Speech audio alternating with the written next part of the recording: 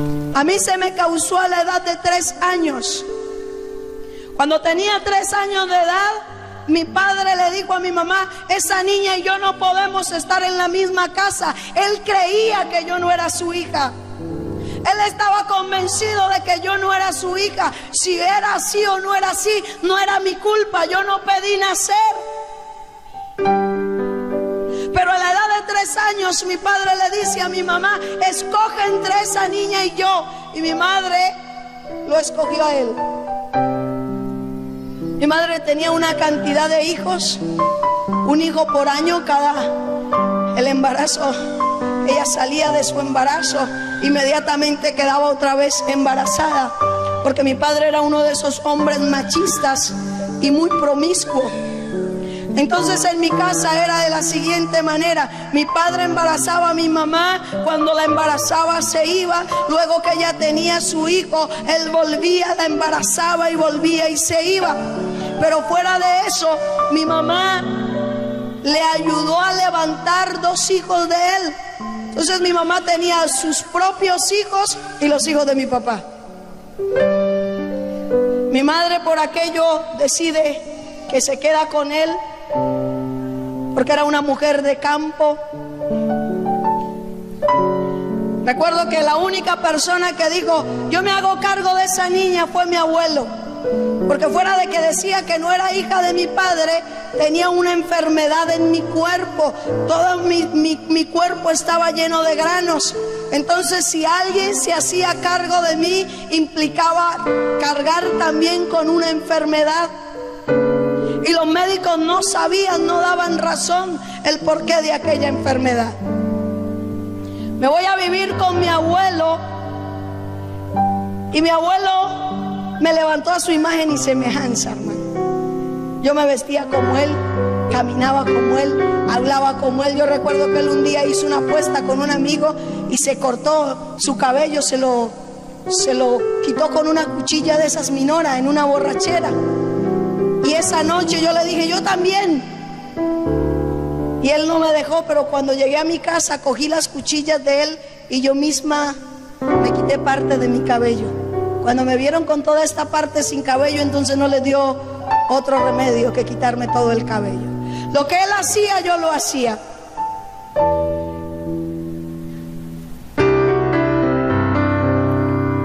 Duré con mi abuelo 8 años. Pero en el transcurso de esos 8 años, esto es algo que no había dicho, lo voy a decir por lo que escuché esta mañana en la emisora. En el transcurso de los 3 a los 8 años, viviendo con mi abuelo en la casa de mi abuelo,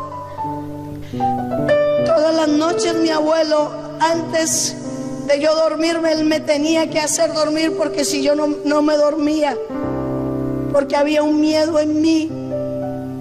Y solo esta mañana entendí el porqué de ese miedo. Era que cuando mi abuelo me dejaba en la cama, tarde de la noche alguien llegaba. Todas las noches era lo mismo.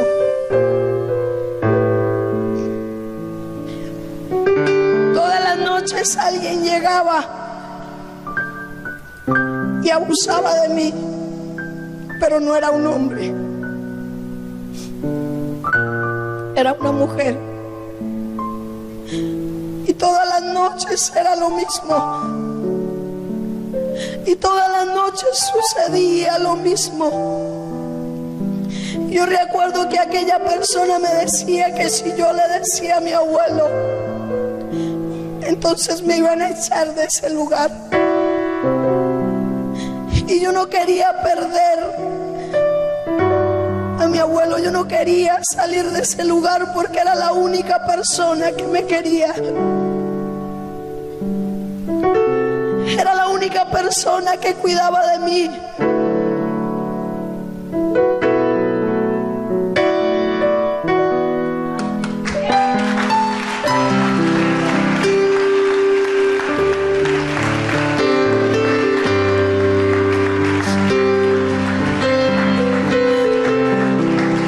Y lo más terrible de todo que aquella persona era mi tía, pero a la vez era mi hermana. Porque mi mamá tiene que casarse a la edad de 14 años con mi padre. Porque mi abuela y mi padre sostenían una relación. Y para encubrir aquella relación, los dos decidieron que mi madre tenía que casarse con él.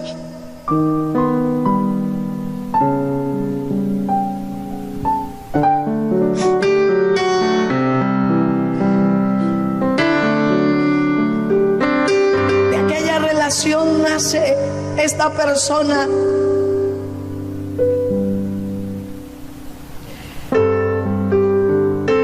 Mi mamá en su adolescencia, cuando ella se casa, ella piensa que se casaba para lavarle la ropa a mi padre. Fueron transcurriendo los años, mi padre llevaba esa, ¿sabe una cosa? Como decía el joven esta mañana, esto no lo sabe nadie, no lo sabía nadie, pero yo sé que va a ser un secreto que va a quedar entre nosotros. ¿Cierto que sí? Esto no va a salir de ustedes y yo, de los que nos están oyendo por la radio y de los que nos están viendo por internet.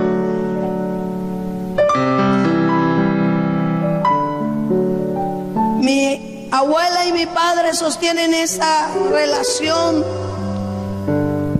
hasta muchos años. Incluso en la familia solo se dieron cuenta hace 2 años, yo hace tiempo que Dios me permitió, cuando conocí al Señor, de enterarme de estas cosas, pero en mi familia hace aproximadamente, los de mi familia, 2-3 años más o menos. Cuando a la edad de 8 años muere mi abuelo, el vacío en mi corazón era tan grande, mi hermano, que por lo que sucedió con esta persona, yo empecé a detestar a todo mundo. Muere mi abuelo. Ahora, había un conflicto tan grande en mi corazón. Mi padre lo odiaba. Cojo odio en mi corazón con las personas que mataron a mi abuelo y con todas las mujeres en general. O sea, yo tenía resentimiento en mi corazón contra mi padre, contra los hombres, porque mi padre era hombre, los que mataron a mi abuelo era hombre, pero también tomo resentimiento en mi corazón de una manera tan terrible hacia las mujeres. Y me levanté sola. Cuando muere mi abuelo, decido que un día iba a matar a todos los que me habían hecho daño. Y yo creía que los que me habían hecho daño era todo el mundo. Allí estaba envuelto todo el mundo. Cuando mi abuelo muere, yo intento suicidarme. Y en el lugar donde vivíamos había un abismo.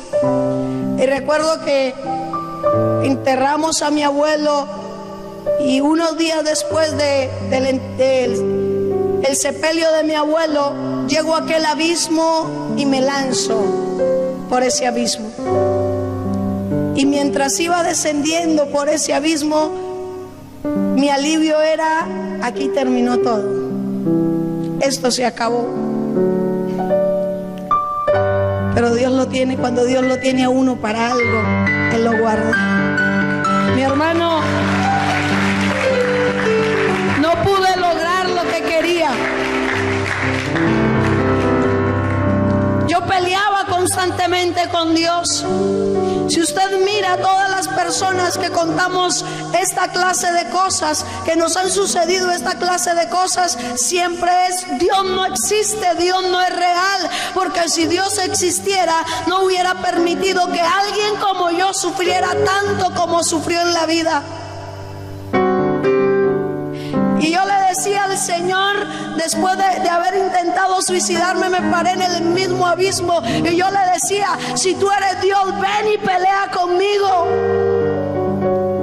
Gloria a Dios. Siempre he dicho que Él no escucha las oraciones del injusto, sino las oraciones del justo. Es la oración del justo la que puede mucho, porque si no, cuando usted y yo abrimos la boca a hablar sandeces, ¿qué sería de nosotros? ¿Dónde estaríamos usted y yo? Gloria a Dios por su misericordia, porque nuevas y grandes son sus misericordias cada mañana, y Él es bueno. ¿Cuántos creen que Dios es bueno? ¿Cuántos creen que Dios es bueno? Llegué a la ciudad de Medellín. Yo vivía en un municipio llamado Cañas Gordas. Allí nací. Allí me levanté al lado de mi abuelo. Cuando él muere, me tengo que venir porque por un lado mi familia o la familia de mi abuelo no me quería. Allí estaba aquella persona que me había hecho daño. Me vengo de ese pueblo a la ciudad de Medellín. En la ciudad de Medellín, hermano, hay una amiga mía que dice que aguanté más hambre que un piojo en una peluca. ¿Usted se imagina un piojo en una peluca? Aguanté hambre, hermano, la que usted quiera. Dormí en las calles, comí en las calles. El plato, cuando había que comer, el manjar más exquisito era plátano cocinado con sal en la mañana, al almuerzo plátano cocinado con sal y en la tarde sal con plátano cocinado. Así variaba un poquito el menú. En ese medio, en esas calles, tuve que aprender a robar para poderme sostener. Aprendí a robar, aprendí a manejar armas, empecé a contactarme, o el mismo diablo empezó a contactarme con gente de bandas de los populares, de Manrique, de Castilla, de San Javier, del barrio Pablo Escobar, etcétera. Empecé a hacer conexiones entre aquellos grupos que se movían con fuerza en aquel lugar, y yo un día dije, al verlos a ellos que manejaban buenas armas, que tenían buena plata, que tenían sus motos, yo dije, yo un día voy a ser mejor que ellos. Y me tracé esa meta. En esos ires y venires de la vida conocí a alguien que era familiar mío, pero yo no sabía dónde estaba ni quién era. Y era un hombre llamado Ronald, que era el jefe de la banda La Terraza en la ciudad de Medellín. Cuando yo me contacto con él, nos presentamos, nos decimos los nombres, los apellidos, y él me dice, yo también soy de esa familia, ¿será que somos familiares? Y empezamos a citarnos a la familia, y me dice, si tú y yo somos primos, como tú eres mi prima, entonces tienes que estar al lado mío. Yo te voy a defender, yo te voy a enseñar, yo te voy a instruir, yo te voy a llevar a que salgas adelante en la vida. Y yo, wow, aquí fue. En la ciudad de Medellín, en los años 80, 90, usted mejor que yo sabe que fue una época bastante violenta en la ciudad de Medellín. En cada barrio, por barrio, habían casi 2 bandas. Y era tan tremendo la época de la violencia en Medellín, que esta era un sector, y aquí se dividía un sector, por decir, por una quebrada, le llaman ustedes, ¿cómo le llaman? Caños, arroyos, como usted le llame. Y al otro lado se levantaba otra banda, y esta gente de acá no podía pasar a esta cuadra, fuera hombre, mujer o niño, porque el que pasase de acá a acá lo mataban. Y en cualquier momento, por deporte, esta banda de acá cogía a plomo a la banda siguiente. Y veíamos jovencitos de la edad de 12 años muertos, tirados en la calle. y esta banda de acá lograba exterminar esta, entonces esta banda tomaba posesión de este territorio, y así íbamos haciendo hasta que íbamos limpiando los barrios, íbamos quedando como jefes en un solo barrio, una sola banda. Fui bien instruida por aquel hombre. En esa vida, hermano, entre más malo sea usted, mejor. Y aquel primo mío, yo recuerdo que cuando me vio la tenacidad que tenía para hacer lo que me colocasen a hacer, él dijo: a esta hay que bautizarla. A esta no le queda otra chapa mejor que la mala.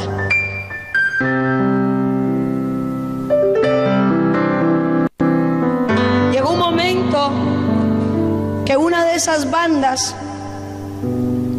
nosotros mismos matamos al que estaba liderando esa banda para poder quedar como jefe de aquella banda. 47 personas, 45 hombres, 2 mujeres. Usted se preguntará: ¿y cómo puede una mujer manejar hombres? Yo le doy gracias a Dios que usted no me conoció en ese tiempo, porque como me están mirando ustedes, ninguno quedaría vivo. No me vestía como una mujer, yo llevaba una doble vida, porque en mi casa me presentaba de una manera diferente, y en el lugar donde estaba el centro de operaciones me presentaba de otra manera. Yo me mutilaba como él, así, exacto, de esa manera. Me ponía jeans, zapatos de hombre, camisa de hombre. Yo no me preocupaba por mi aspecto físico. No me preocupaba porque en medio de esa gente me vieran como una mujer, por lo tanto mi vestimenta con ellos era de hombre. Entonces no me tenían precisamente como una mujer. ¿Ya me estoy dando a entender? ¿Sí me hice entender? A mí no me quería, hermano, ni el perro en la casa. En esos ires y venires de la vida, aquí en la ciudad de Medellín, mi padre un día se va de la casa y yo decidí irme a vivir con mi madre y mis hermanos. Y en mi casa no mandaba nadie más que yo. Cuando mi padre intentaba volver a la casa, yo le decía, mi mamá me decía: tu papá quiere volver a la casa. Y yo, claro, tráelo. Porque era la forma en que yo veía de matarlo más fácil. A la edad de 15 años, con mi abuelo, desde la edad de 3 años hasta la edad de 8 años, aprendí a tomar licor, a consumir licor, porque mientras él estaba sentado con sus amigos como ganadero haciendo negocios, siempre estaba el licor de por medio, y yo estaba sentada con él. Yo tomaba lo que él tomaba, aprendí a fumar, aprendí a tomar. Cuando salgo de donde mi abuelo, en las calles, seguí tomando licor, seguí consumiendo licor, empecé a vender drogas.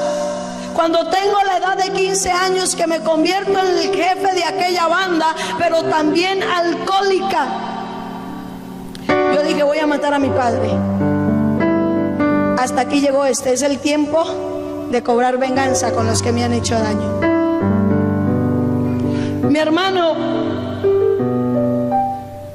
un día fui a matar a mi padre. Pero cada que yo iba a matar a este bendito hombre, yo lo veía solo, y cuando sacaba mi arma y levantaba la cabeza para matarlo, aquel hombre estaba rodeado de gente vestida de ropas blancas, y yo no entendía ese tiempo qué era lo que sucedía. Pero después de conocer al Señor, entendí que eran los ángeles de Dios guardándole la vida a aquel hombre para que yo no fuese a hacerle daño. 16 años más o menos, algo que tampoco había contado, me empecé a interesar en un hombre. 16, 17 años. Y empecé a interesarme en ese hombre. Y mi hermana, la mayor, también empezó a interesarse en otro joven. Y empezamos con aquel joven, o con aquella persona, era un poco mayor que yo, con aquella persona a entablar una relación sentimental. Cuando un día alguien me dice: tú no puedes tener nada con ese hombre. Y yo le dije: yo hago lo que a mí me da la gana, a mí nadie me manda. Yo tomo a quien quiero y dejo a quien quiero, a mí nadie me va a decir qué debo de hacer. Y simultáneamente a mi hermana también le dijeron lo mismo: tú no puedes tener una relación sentimental con ese hombre.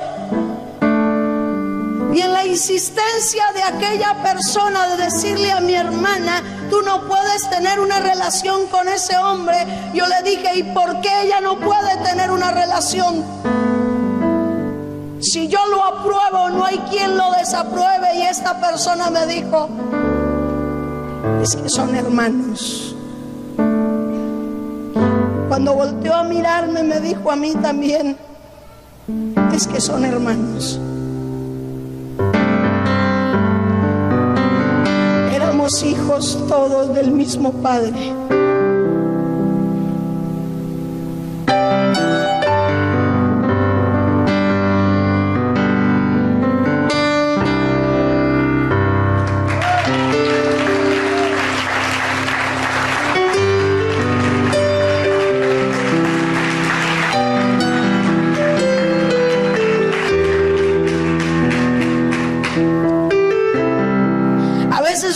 Y yo, como padres,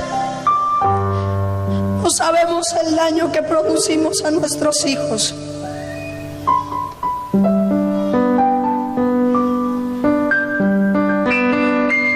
Hay muchos que desde la niñez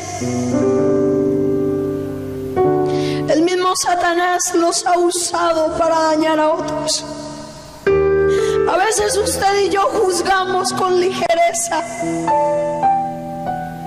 A veces usted y yo, cuando vemos una persona en el homosexualismo, o cuando vemos a alguien en determinada situación en la vida, se nos es muy fácil juzgar y señalar.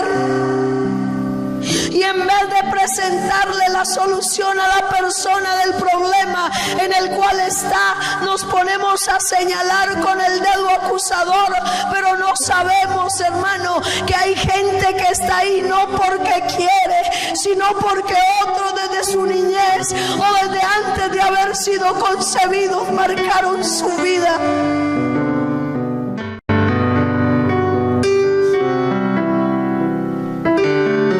Es muy fácil señalar. Es muy fácil cuando ves a la indigente en la calle. Es muy fácil cuando ves la prostituta vendiendo su cuerpo, juzgar lo que tú no sabes. Eso es muy fácil, quizás porque tú no lo has vivido.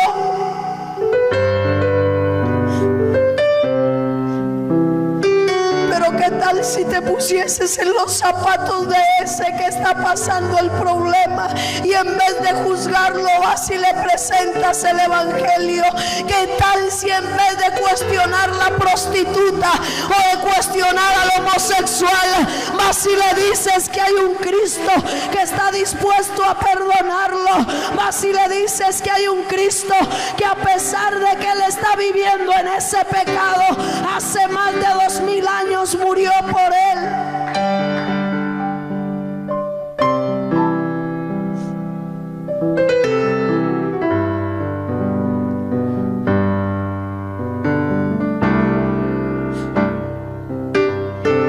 Dijeron: no puedes tener nada con esa persona,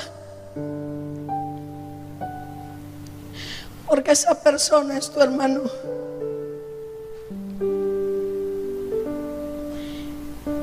Cuando yo me puse a indagar cuántos hijos tenía mi padre, cuando llegué a la cuenta de 18 la perdí. No quise averiguar más.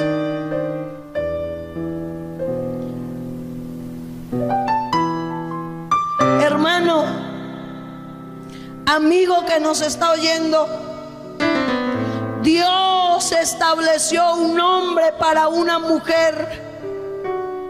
No estableció ni dos ni tres, estableció un hombre para una mujer y una mujer para un hombre.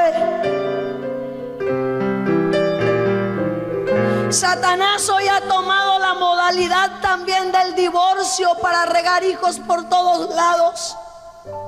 Hijos que se levantan sin padres, hijos que se levantan sin madre, solamente porque hay hombres y mujeres insensatos que no han entendido cuál es el propósito de Dios para la humanidad. Se sigue haciendo más grande el vacío de mi corazón. Me refugio más en el alcohol. Ahora decido que hay una manera de acabar con muchos.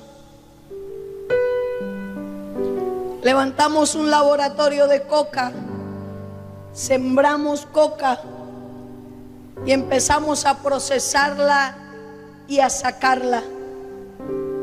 No solamente la fabricaba. Si la gente que me está escuchando supiera de qué es hecha la coca, no la consumirían. Eso lleva cal, lleva cemento, lleva gasolina, lleva polvo de adobe. Yo vi morir gente de sobredosis. Es más, me complacía viendo cómo la gente que yo le daba esa droga moría. Habían días en mi vida, hermano, en que yo no descansaba hasta que yo no sabía que por culpa mía alguien había muerto. Cuando veía a una madre llorando, yo me gozaba. Cuando veía a un padre llorando por sus hijos, yo me gozaba. Porque nadie había sufrido por mí en la vida. Y si yo veía sufrir a alguien, eso traía satisfacción a mi vida. Porque Satanás había cauterizado de tal manera mi conciencia que lo único que tenía paz era cuando veía que alguien podía compartir el dolor que yo estaba sufriendo.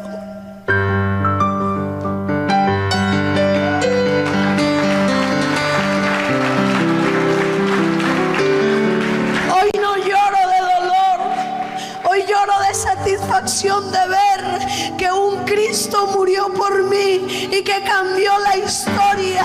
Un Cristo murió por mí y que lo que antes yo producía dolor, con lo que antes esta vida producía dolor, ahora Dios la está usando para traer satisfacción a los corazones de los jóvenes, de las madres, de los niños.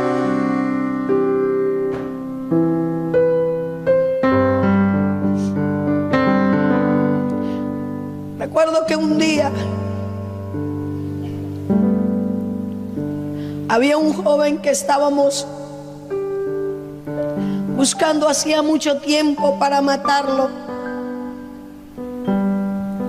Y el joven empezó a huir. Pero un día se dio cuenta dónde yo estaba y que prácticamente estaba desprotegida, y él pensó, ahora gloria a Dios es cristiano. Pero en ese tiempo él pensó, la única manera de yo quitarme este peligro de encima es matarla primero antes de que ella me mate. Llegó a un lugar donde estábamos, y en aquel lugar el joven, temblando porque era un buen joven, era un joven de su casa, con un arma en la mano. Pienso yo que era primera vez en su vida que tenía un arma, y el joven temblando me dijo, yo lo siento, pero yo la tengo que matar porque si no usted me mata a mí. No sé qué manera,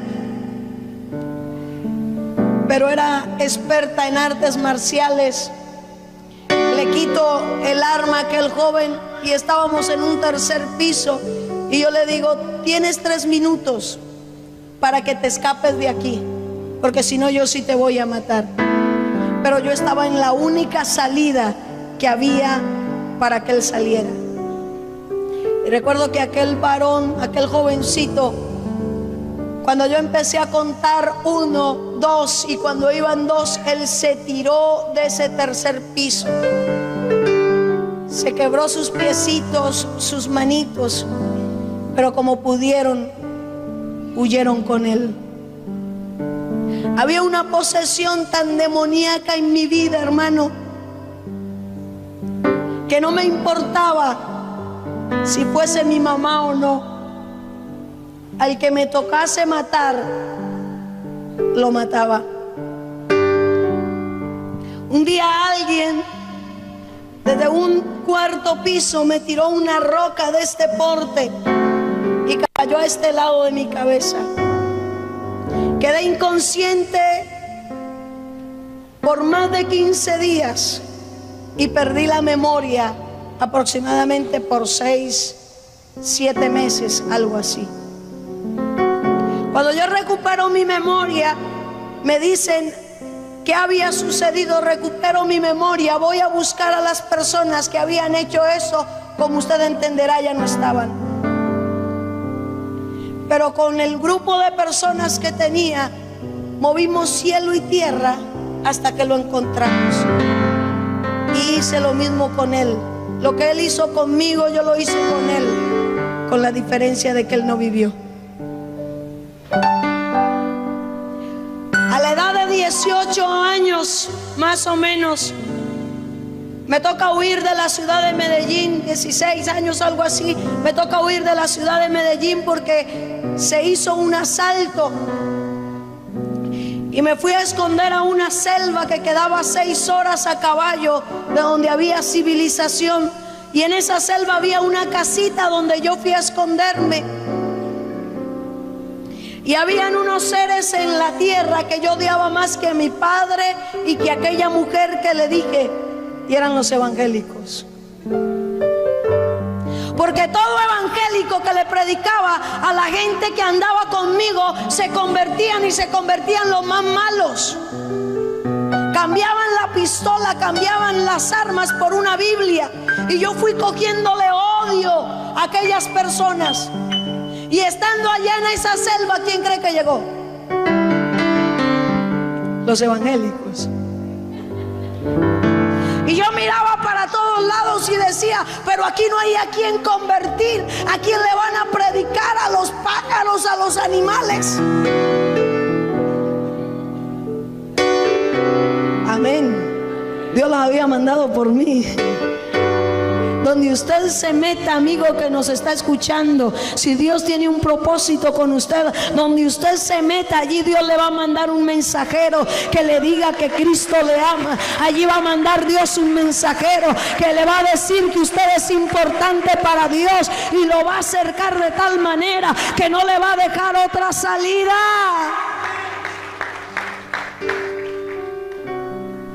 Pero eso no es todo. Los detestaba y me ponen a que les sirva. Llega y me dice el dueño de la casa, era cristiano pero nunca me había dicho, porque me tenía miedo. Y a mí me preocupa cuando a usted y a mí nos da miedo hablar del Señor. A mí me preocupa eso, cuando usted se avergüenza. Ayer estaba allí al frente en la Olímpica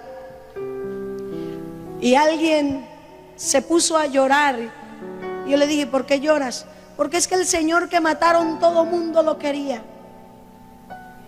Y empecé a hablar con aquella mujer y le dije, pero a ti no te debe preocupar el que ya murió. Si del Señor viene en este momento, ¿qué de tu vida? Te vas a perder. Y ella se quedó mirando y me dice, usted es atrevida.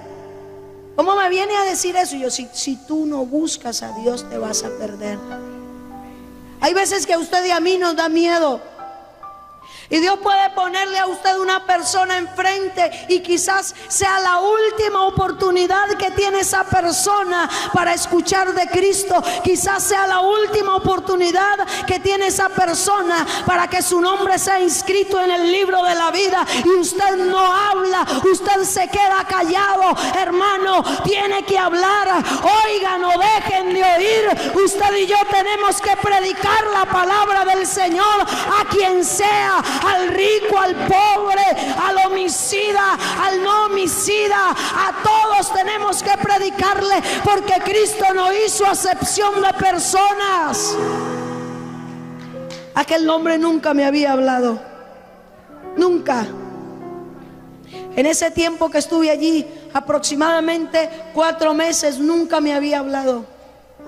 Y me dice: yo necesito que tú me ayudes porque mi esposa está enferma, a que me le ayudes a servirle a los hermanos. Yo dije: caramba, no los quiero y les tengo que servir. Bueno, ellos tenían un frasquito de veneno para los ratones. Y yo dije: claro, aquí acabo con todos. Le llevaba la comida, el desayuno, lo que fuese, y les echaba aquel veneno. Pero yo veía aquellos evangélicos locos, raros, que antes de comer inclinaban la cabeza y ponían las manos así y movían los labios. No sé si ha leído a la historia de Samuel, allá en 1 de Samuel 1, que Ana solamente movía sus labios, pero su voz no se oía. Y aquellos evangélicos movían los labios, y yo decía: sí, eso les va a servir. Pasaron 8 días, se acabó el veneno y ellos siguieron vivos.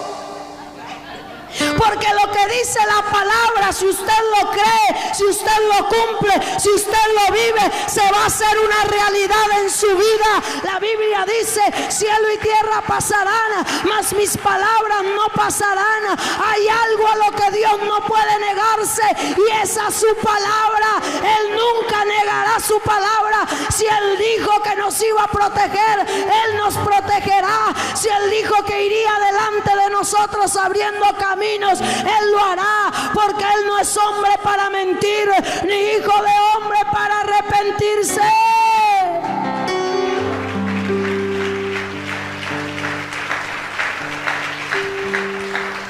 Cuando no lo pude matar a los evangélicos, entonces empezó el pastorcito, yo le decía pastorcito, a andar detrás de mí. Y le gustó la muchacha. Y empezó a andar detrás de mí, a decirme: quiero hablar contigo. Y yo: claro, pero lo voy a hacer caer para que vean que no es tan santo. Tenga cuidado. Usted como hombre de Dios, tenga cuidado. Usted como mujer de Dios, tenga cuidado, que Satanás manda muchos Jezabel a la iglesia. Y sabe que es lo tremendo, que se visten como ángel de luz y vienen a la iglesia y empiezan a asistir a la iglesia y empiezan a buscar de Dios, pero cuando te enredan, te llevan al mundo, te apartan de Dios, destruyen lo que Dios ha querido hacer contigo. No dejes que nada ni nadie te aparte del amor de Dios, que es en Cristo Jesús. Y aquel hombre empezó a decirme: yo quiero hablar contigo. Y un día le dije: claro, vamos a hablar. Me retiré con él lejos de donde estaban los otros hermanitos, muy lejos.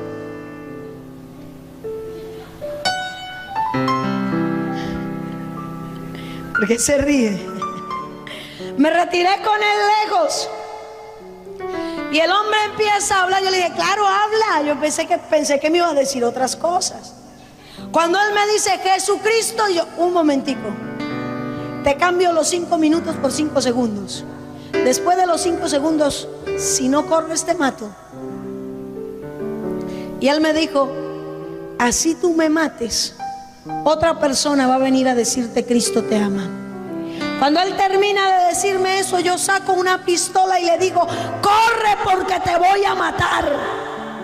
Y el hombre se paró con todo el cuidado del mundo, yo creo que más despacio de lo común, Y empezó a caminar más despacio de lo común. Y yo le decía, corre, corre porque te voy a matar. Y él, sin mirar atrás, decía, si tú me matas, otro va a venir a decirte, Cristo te ama y un día vas a predicar el evangelio. Nadie me había desafiado en los años que tenía de vida. Cuando yo hablaba, todo el mundo obedecía, todo el mundo corría. En mi casa temblaban, mi mamá me respetaba, mis hermanos me tenían miedo. En el barrio no sabían que yo tenía armas, pero todo el mundo me tenía miedo. Porque cuando alguien maltrataba a un hermano mío, ¿sabe quién salía a la defensa? No precisamente el Chapulín Colorado, Esmeralda. De hecho, cuando recuerdo ciertas cosas con mi esposo, él se ríe, porque mi esposo le tocó correr más de una vez, porque mi esposo le pegaba a un hermanito mío que tenía una enfermedad. Entonces él le pegaba y el niño llegaba a la casa casi para morirse. ¿Quién le pegó? Tal persona. Y yo iba y lo sacaba a buscar al que ahora es mi esposo. Entonces ahora se ríe y le dice a los hermanos, ustedes no saben cómo yo la mantenía corriendo detrás de mí. Regreso a la ciudad de Medellín después de estar allí en aquella selva. Y un día en un atraco, en un pueblo cerca de la ciudad de Medellín, nos denunciaron. Habíamos un grupo de amigos de aquella banda y nos denunciaron, y cuando nos denuncian llega el ejército y la policía, y todos mis amigos huyeron y me abandonaron y me dejaron con las armas. Y yo recuerdo que por primera vez en la vida yo intenté suicidarme 3 veces. La segunda vez que intenté suicidarme fue cuando me dijeron que aquel muchacho era mi hermano. Intenté también suicidarme, pero aquella vez, por primera vez en la vida, yo no quería morir.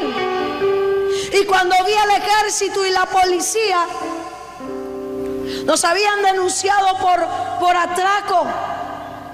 Y cuando llego allí, cuando salgo y veo al ejército y la policía, yo no quería morirme. Y yo recordé las palabras de aquel pastorcito que me había dicho y que me había desafiado diciéndome que un día iba a predicar a Cristo. Yo recordé esas palabras y yo levanté mis ojos y dije, Dios, si es verdad que tú desistes, sácame de aquí, yo te voy a servir. No sé cómo, yo empecé a caminar por en medio del ejército con 2 armas en mi mano. Uno de esos era un changón. Y empecé a caminar con 2 armas en mi mano. Pasé por en medio de la policía, por en medio del ejército. Llegué a la ciudad de Medellín, a mi casa con 2 armas en la mano. La gente, no sé si era que no me veía, tiene que ser, pero por donde yo iba con esas 2 armas. Yo recuerdo, lo único que puedo recordar es que cuando vuelvo en sí, estoy en la puerta de mi cuarto, en la puerta de mi habitación, del apartamento en el que yo vivía. Porque no vivía con mi madre, sino a este lado yo tenía un apartamento y aquí estaba la casa de mi madre. Yo entro, reacciono cuando estoy abriendo la puerta del apartamento y me miro con 2 armas en la mano y yo dije, ¿y aquí qué pasó? Le había hecho una promesa a Dios, pero ¿sabe qué? La olvidé. ¿Cuántas veces usted se ha comprometido con Dios? ¿Cuántas veces ha dicho, Señor, voy a sembrar? ¿Cuántas veces ha dicho, Dios, hago un pacto? ¿Cuántas veces ha dicho, Dios, me voy a santificar, voy a dejar este pecado? Te prometo, Señor, que voy a cambiar de vida. Y ha seguido lo mismo. ¿Aló? ¿Aló? A mí se me olvidó.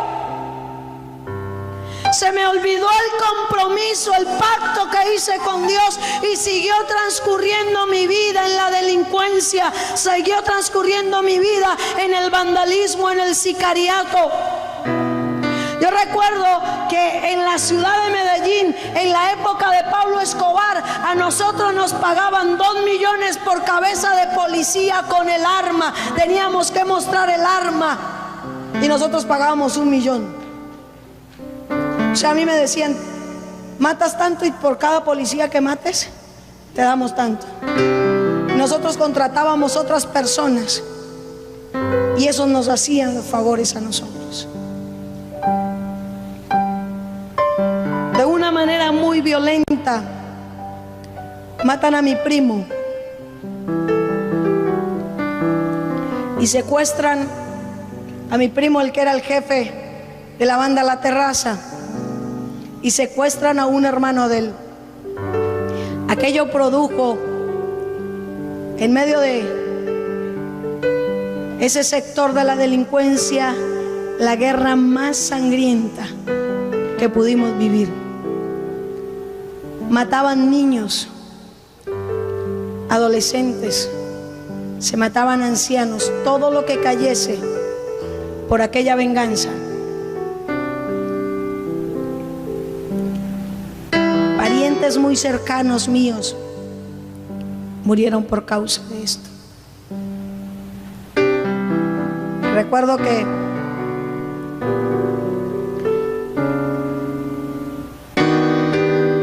hubo un hecho que recordé y lamenté mucho. Fue como me tocó ver una familia completa con niños de la edad de los 3 y 4 años acribillados por causa del pecado.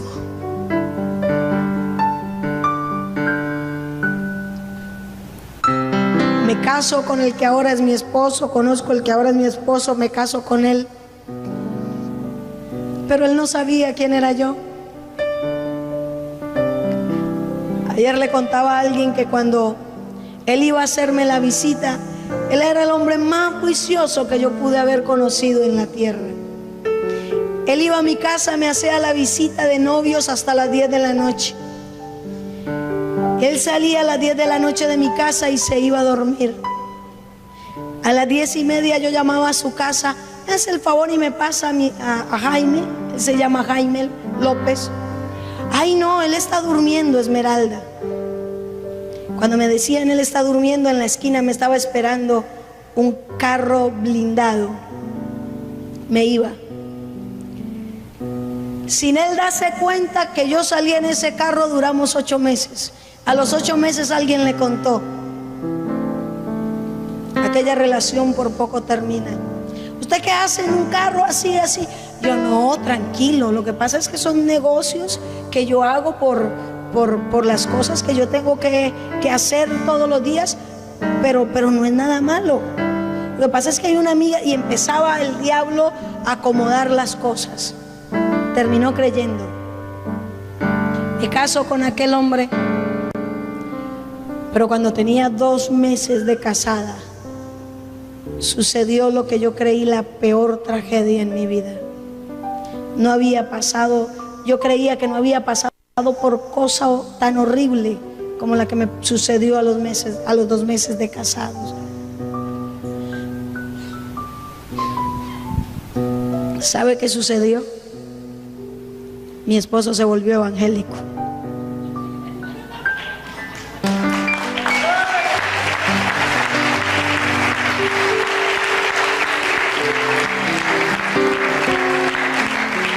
Empezó a asistir a una iglesia de locos.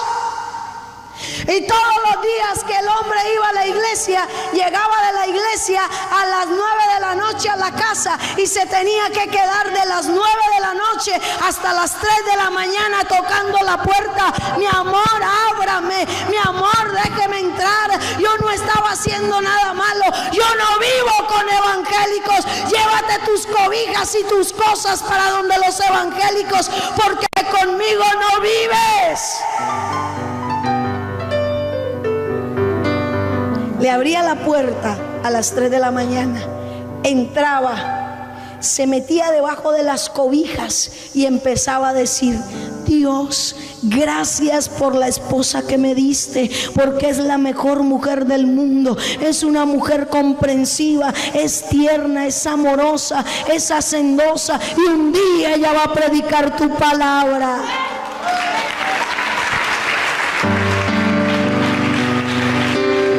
Y yo me quedaba mirando a aquel hombre y le decía: tú tienes los peores males que puede tener un ser humano en la tierra. Eres pobre, feo y bobo. ¿Cómo es posible que lo estoy maltratando? Lo dejo en la calle y ahora viene a decir que soy la mejor mujer del mundo. Este está loco.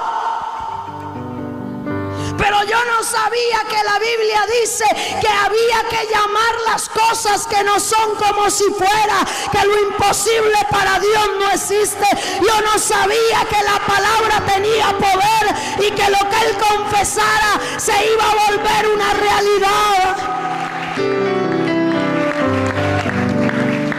De ahí que usted y yo tenemos que aprender a confesar palabras de bendición y no de maldición. De ahí que usted y yo tenemos que empezar a vivir lo que dice la palabra. Llame las cosas que no son como si fueran.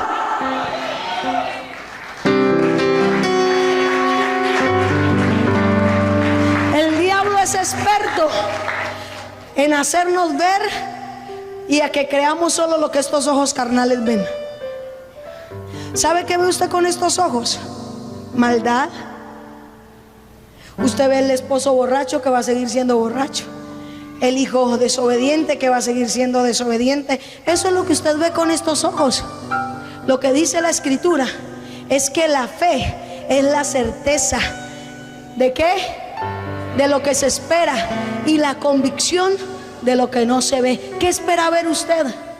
Deje de declarar, deje de hablar como hijo del diablo, deje de hablar como hijo de la tierra y empiece a hablar como lo que usted es, un hijo de Dios. Un hijo de Dios ve al esposo que ahora es borracho, pero lo ve como Dios lo quiere ver en 1 año, en 2 años, en 3 años. Lo va a ver como un siervo, como una sierva, como un ministro del Dios Altísimo.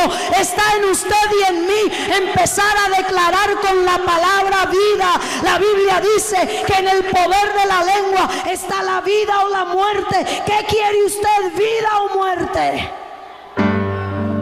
Aquel hombre empezó a declarar lo que él quería ver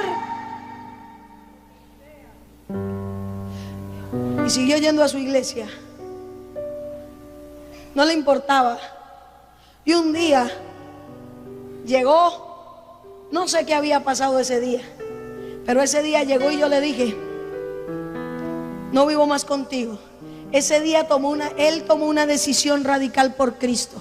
Y ese día, como si el diablo me hubiera dicho: asustalo.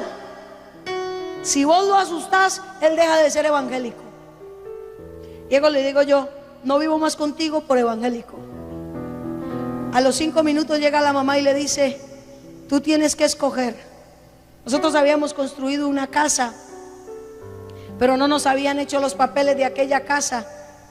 Solamente la habíamos construido, estábamos en proceso de hacer la papelería de la casa. Y llega mi suegra y le dice: tú tienes que escoger entre tu religión.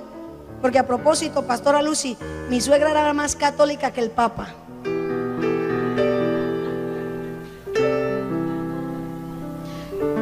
Ella se pasaba de romana.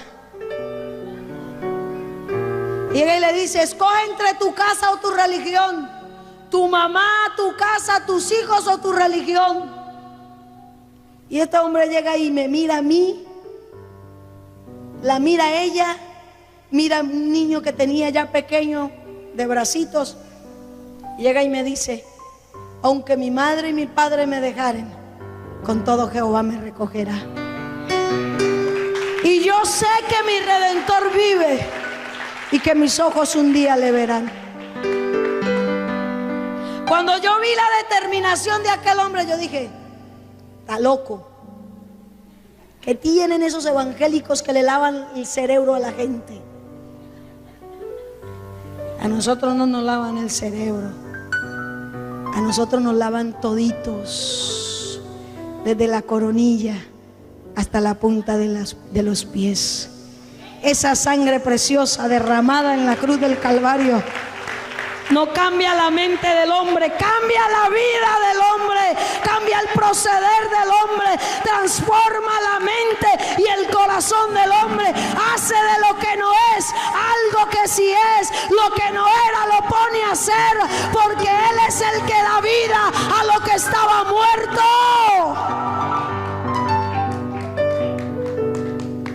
Cuando lo veo así, yo dije, bueno, lo único bonito que he tenido en la vida no lo voy a perder.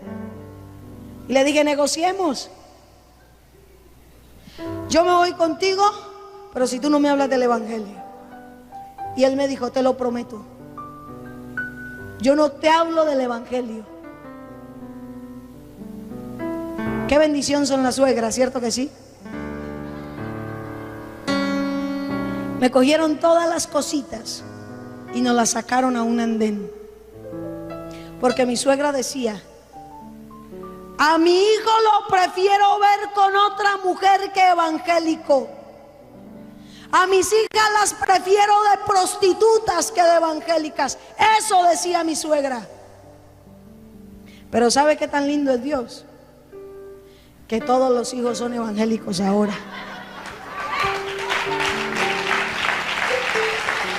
Tiene 2 varones y tiene 4, 5 mujeres y todos son cristianos. Y el suegro, mi suegro, yo hoy le predico y le digo, suegro, Cristo te ama. Mi hija, primero convierta a su suegra, porque si no, no me deja.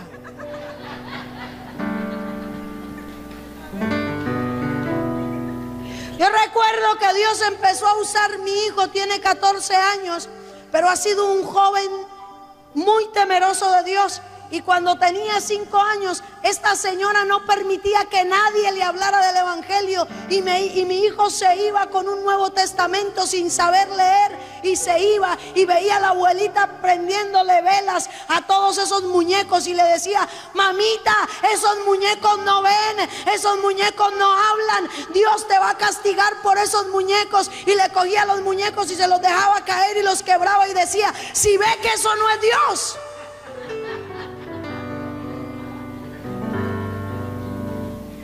Dios usa hasta las piedras para hablar.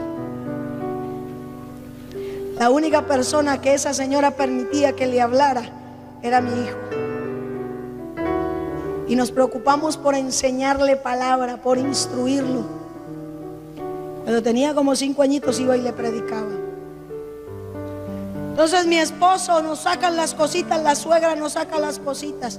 Tenemos que sacar nuestras cosas de la casa. Tenemos todo. Cuando los amigos nos habían dado la espalda, todo el mundo nos dio la espalda. Yo no podía decirle a mi esposo, yo puedo conseguir plata o tengo plata, porque me iba a decir de dónde. Nadie nos daba la mano. Cuando de pronto yo veo a alguien por allá moviendo la mano, que venía y nos movía la mano, ¿y usted sabe quién era? Un evangélico.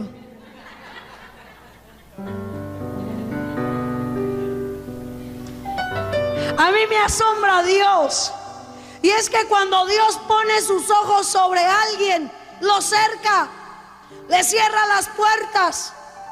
Y uno trata de coger para un lado y esta puerta se le cierra, y voltea para el otro lado, se le cierra. Mira hacia atrás, se le cerró la puerta. No me quedaba sino una, quedaba para donde los evangélicos. Antes lo echaba con sus cosas para donde los evangélicos. Ahora era yo la que iba con esposo y con todo para donde los evangélicos.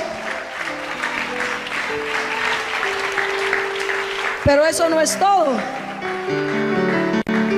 ¿Sabe qué sucedía donde los evangélicos?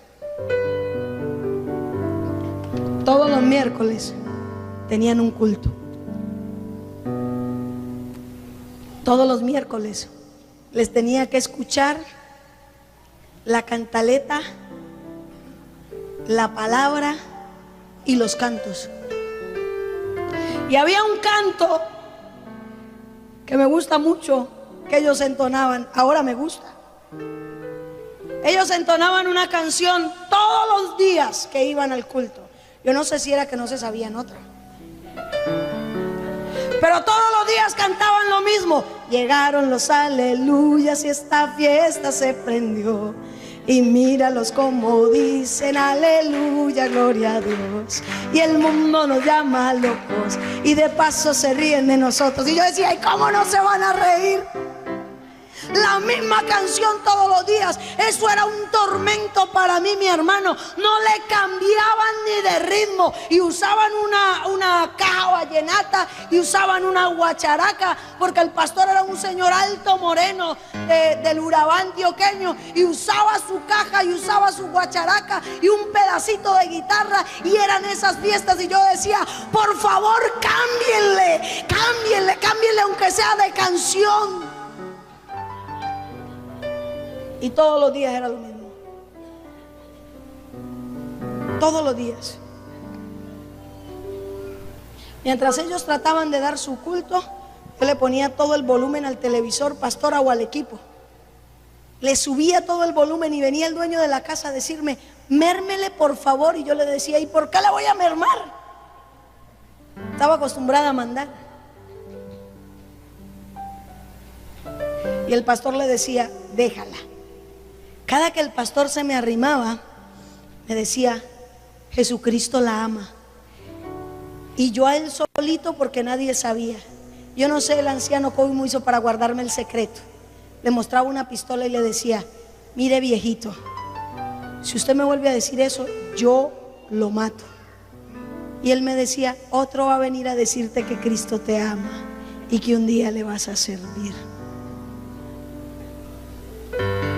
Recuerdo que un miércoles estaba el mismo proceso, las mismas canciones, el televisor o el equipo de alto volumen, estaba el pastor predicando.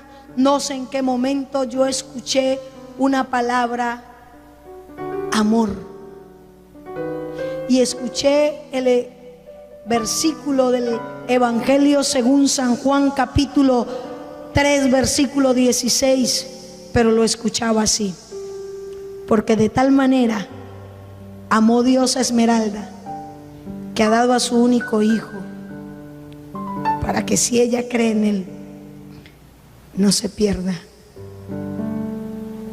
mas tenga vida eterna.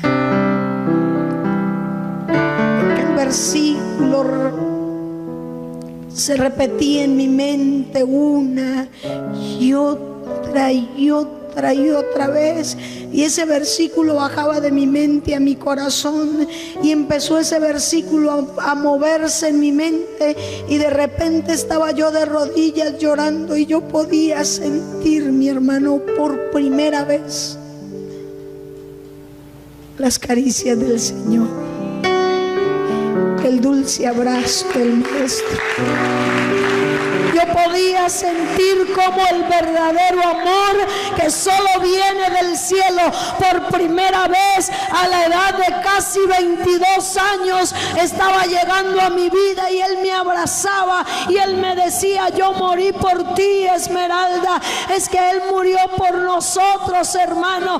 Él murió por cada uno de nosotros, sin importar la raza, sin importar el extracto social, sin importar quién seas o que hayas hecho o dejado de hacer en la vida. Cristo murió por todos aquellos que crean en Él.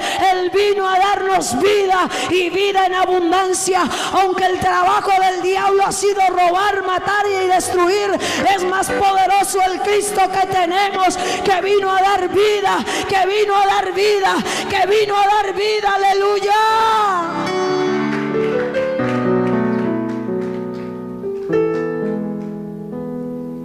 Rindo mi vida al Señor, y yo puedo decirle, yo puedo dar fe de que cuando el Señor hace algo, lo hace completo. Él no hace nada a medias, Él no hace nada por pedacitos. Cuando Dios decide hacer algo, lo hace completo. Aquel día, hermano, yo recuerdo que yo en embarazo de mi hijo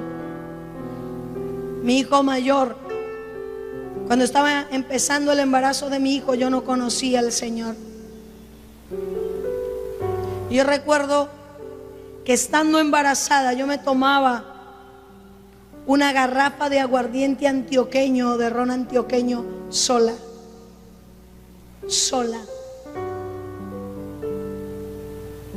Y cuando llegué al Señor ese día, Él limpió mi sangre, porque llevo 15 años sin tomarme siquiera una cerveza, porque yo soy de las que creo que un poquito de levadura leuda toda la masa.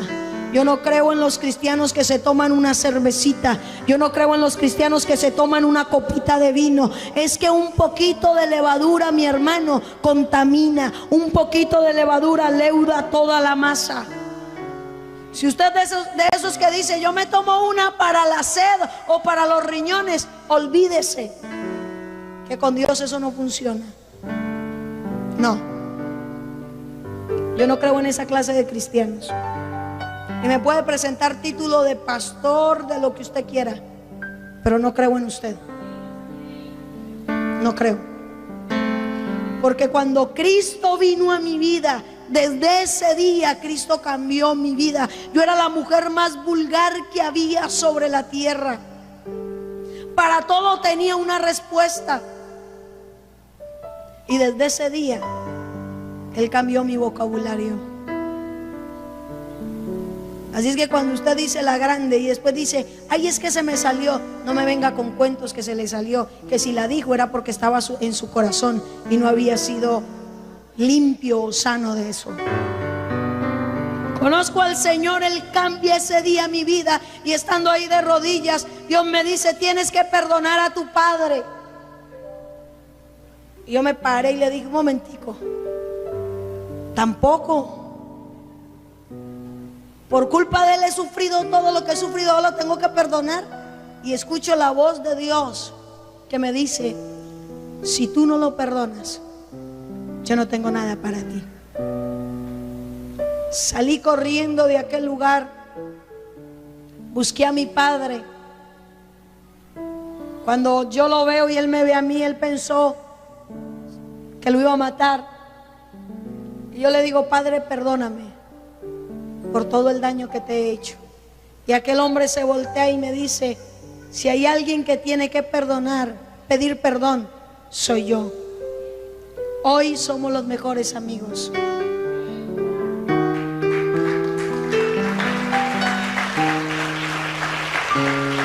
Hermano, yo era buscada en Medellín y en otras partes por todo mundo. Después de que llevo un tiempo con el Señor, ya inclusive estaba pastoreando. Voy a celebrar un matrimonio y los novios me piden el favor de que primero sea testigo ante los jueces. Y aquel matrimonio, ¿sabe dónde se iba a celebrar? En un edificio en Medellín llamado La Alpujarra, donde está todo lo que tiene que ver con fiscalía y todo aquello. Para entrar a ese edificio te piden la cédula de ciudadanía. Hermano, le voy a confesar algo. Cuando yo iba colocando mis pies en aquel lugar, las piernas me temblaban. Yo decía, ay Señor, ¿ahora yo qué voy a hacer? Pero la Biblia dice, de modo que si alguno está en Cristo, nueva criatura es, las cosas viejas pasaron, he aquí, aleluya, todas son hechas nuevas. Y yo recuerdo que me piden mi cédula de ciudadanía, se la entrego a aquella oficial porque era una mujer, y ella toma mi cédula, me mira a mí así, mira la cédula y va y llama como a 5 policías más y decía ella es. Y yo, ay Señor, ore y ore, Señor, en el nombre de Jesús. Satanás, te reprendo. Padre, mira Señor, yo te he sido fiel este tiempo. Tú me prometiste, tú me limpiaste, tú me perdonaste. Ahora que esto se haga una realidad en público, que nadie tenga nada que decir de mí. 1 hora, hora y media, 2 horas. Y ella era, así es. Y ellos buscaban, miraban en los computadores, miraban en unas hojas que ellos tienen de los alias que buscan. Y ella decía, pero ella es. A las 2 horas le dije yo, bueno, ¿ella es qué? Ya estaba tranquila. Ya estaba la mano de Dios allí. Dios estaba en el asunto. ¿Ella es qué? Usted es alias la mala, confiese. Y yo soy alias la mala. Yo soy Esmeralda Restrepo, pastora evangélica de tal denominación. No, ustedes. Y yo soy. Yo no estaba diciendo lo que era. Eso fui. Ahora no era. Ya no era. No estaba diciendo mentiras. Yo no soy. Yo soy una hija de Dios, le decía. Si no me entregas, si no encuentras nada contra mí, me entregan mi cédula. No, tú tienes que confesar. Si no me entregan mi cédula, te demando, porque no tienes nada contra mí y me estás reteniendo. Me entregaron la cédula. Entré a la Alpujarra. Volví a salir de la Alpujarra. Hoy entro a la Alpujarra cada que quiero. Tengo amigos fiscales, tengo amigos en ese edificio. Voy, predico el evangelio muchas veces allí en aquel lugar. Y Dios me sacó. Hoy mis antecedentes penales no existen y no existirán.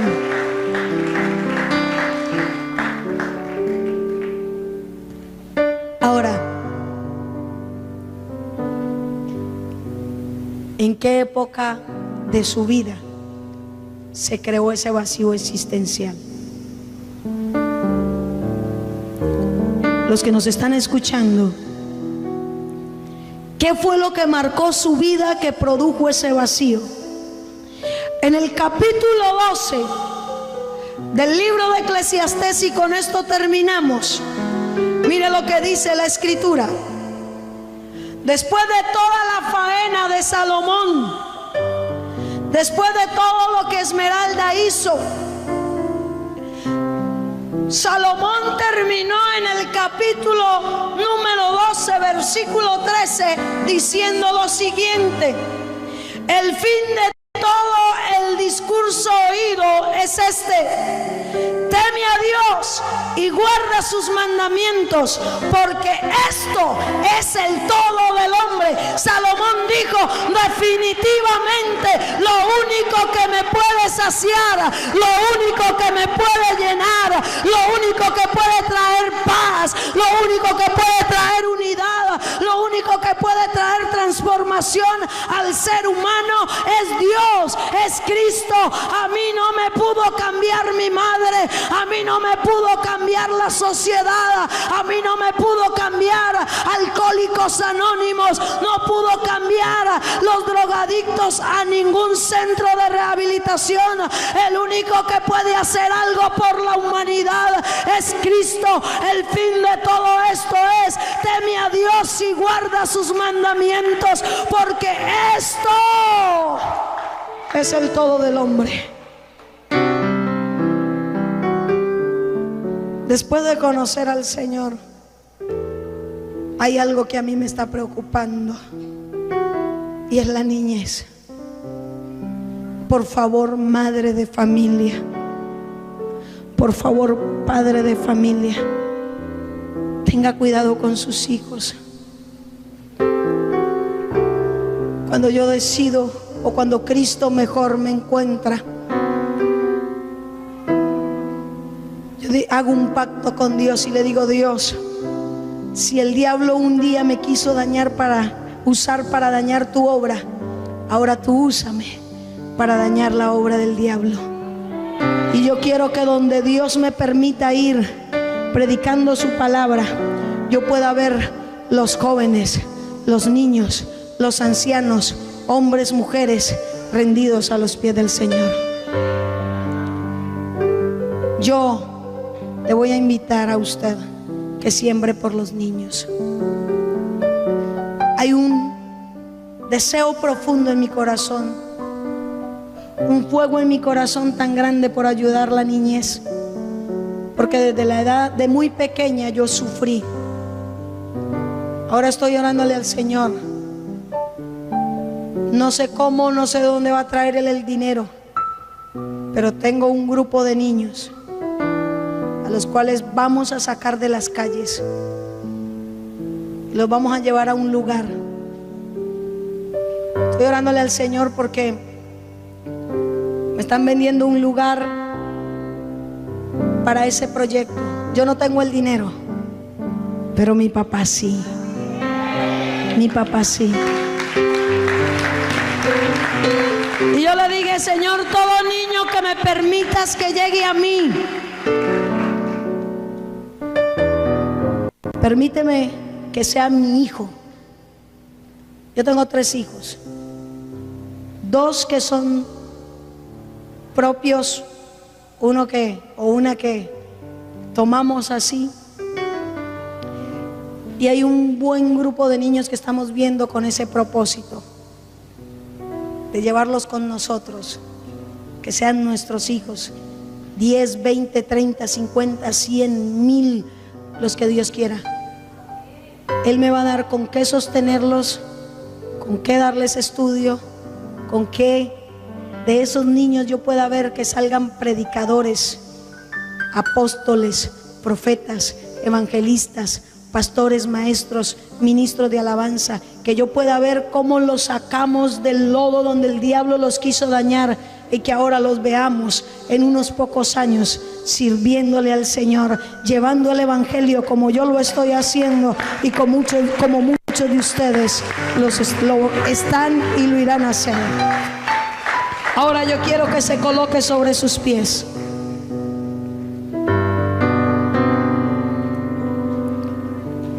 Quiero que cierre sus ojos. Cierre por favor sus ojitos. Y quiero que antes de que usted pase aquí al frente, o si quiere hacerlo ya como el hermano, usted reconoce que tiene un vacío o ha tenido un vacío y que no ha podido ser lleno, pase aquí al frente. Pase aquí al frente. Quiero que cierre sus párpados, cierre sus ojitos, incline su cabecita y quiero que le diga al Espíritu Santo, escúcheme lo que le va a decir. Quizás usted no recuerde qué momento se causó ese vacío en su corazón, quizás sí lo recuerde. Pero si usted no lo recuerda, ¿por qué se formó ese vacío? Yo quiero que usted le diga al Espíritu Santo: Señor, tráeme a memoria. Empiece a hablar con Él, dígale: Señor, con sus propias palabras, dígale al Señor que le traiga a memoria qué fue lo que causó ese vacío. ¿Qué fue lo que causó ese dolor tan profundo? Hoy cuando yo escuchaba a los hermanos que dieron testimonio esta mañana, Dios me decía: no puedes guardar eso que te pasó, no lo puedes guardar, porque eso va a servir a muchos, eso va a hacer que muchos entiendan, tanto padres como los niños o adolescentes o personas que ya están adultas, que vivieron por eso, que entiendan que tienen que sacar eso para que esa herida sea sanada y para que ese vacío empiece a ser lleno por el poder de Dios. Habla con Él. Cierra tus ojitos. Dile: ayúdame.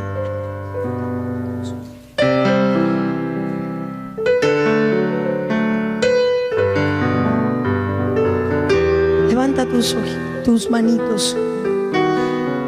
Dile: Señor, aquí estoy. Dile cuánto has sufrido, díselo. Muchos no pueden ser sanos porque no le dicen a Él por lo que han pasado. Quizás fue tu padre, quizás fue un familiar, un amigo, no lo sé. Ahora quiero que pienses, no abras tus ojos. Dios hoy va a sanarte. Hoy Dios va a traer sanidad interior. Dios va a traer sanidad interior porque Él murió por ti por amor. Él murió por ti para darte una vida nueva, una vida buena y abundante. Ahora quiero que pienses que esa persona que te hizo daño está al frente tuyo. No abras tus ojos.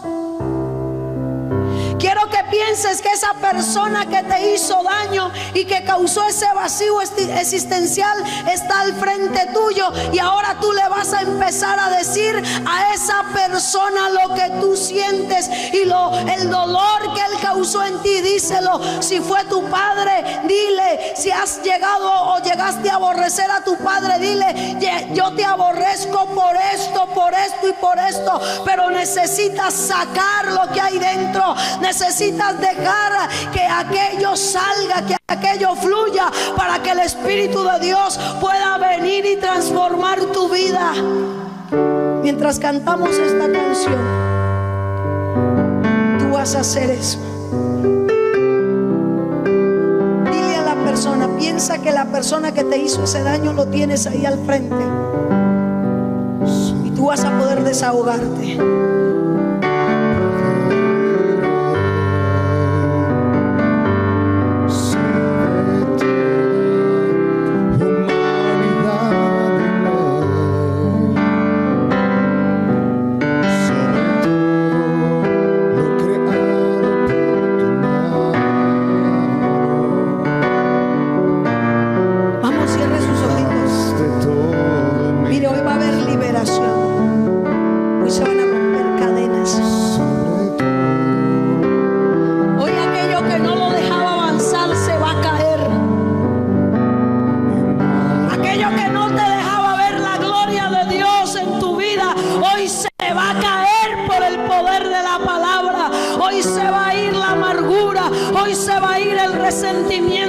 Hoy se va a ir el dolor, hoy se va a ir la angustia. Aleluya. Mi Señor, en la cruz moriste por amor. Escucha, fue por amor. Él murió por ti.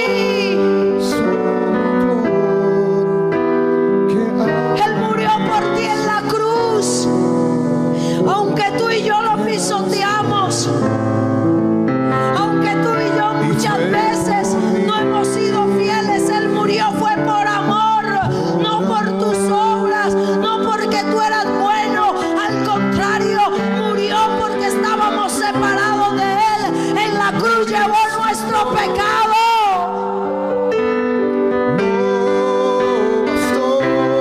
Fluye, Espíritu de Dios.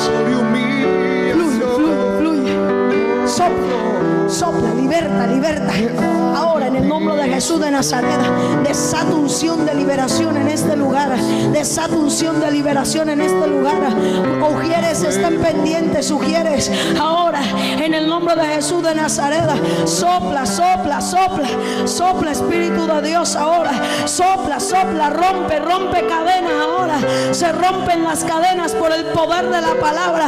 Ahí está cayendo una unción especial que está rompiendo los yugos. Ahora se rompen las cadenas. Mírelo cómo cae, hermano.